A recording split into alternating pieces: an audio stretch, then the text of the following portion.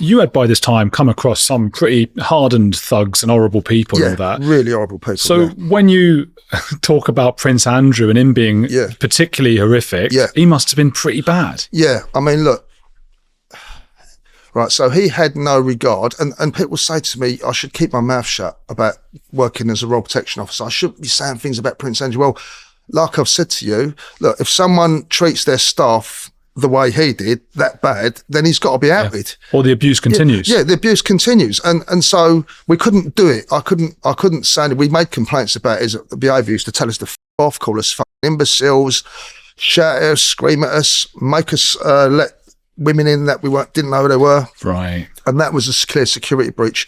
You know, it's a form of coercive behaviour that he had over the unit, because and I've said it again, and I say it many, many times, I've said, who is going to be the one to go to the Queen and say, you need to reel him in? Because you're going to be seeing the back door. So you've got to understand, and as I'm trying to explain to you about the reasons why I went to royalty and other people, none of us want to rock the boat. You've got a good number there, so you're just going to have to keep your head down and take it, because there's nothing you can do. You'll get told to piss off. It's as simple as that. And so because he had that sort of attitude, you know, his sense of entitlement was unbelievable. Yeah. You know, he would just talk to you like just dirt. Do you think he might be somewhere on the psychopath spectrum?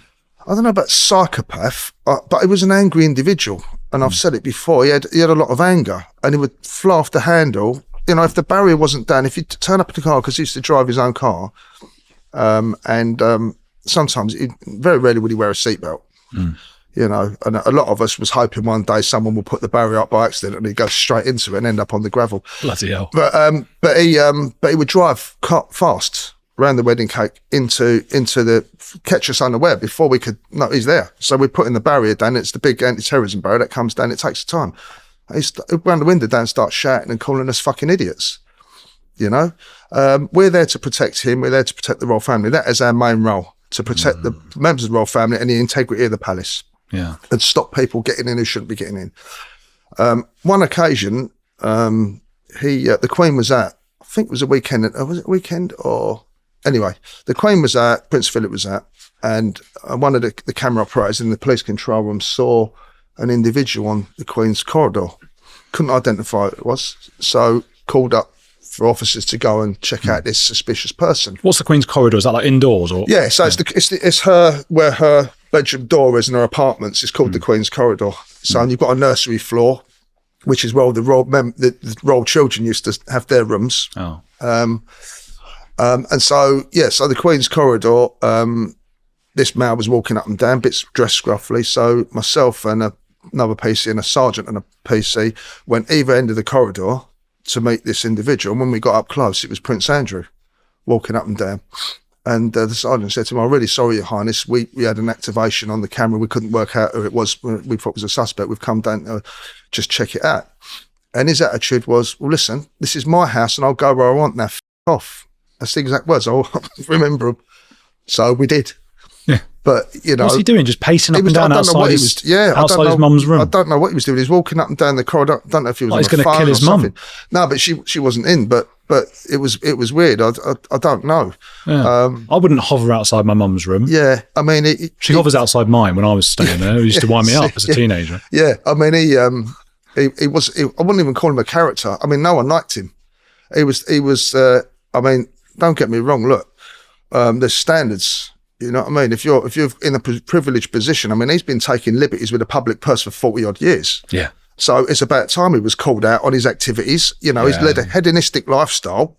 And we can see that through the pictures in the papers of him partying and the party prince and all these nicknames he's got. Do you know what I mean? Tell me about the teddy bears and the curtains. Right, yeah. So the teddy bears was basically in his bedroom. At the weekend, the Queen and Prince Philip go to Windsor and Prince Andrew does as well.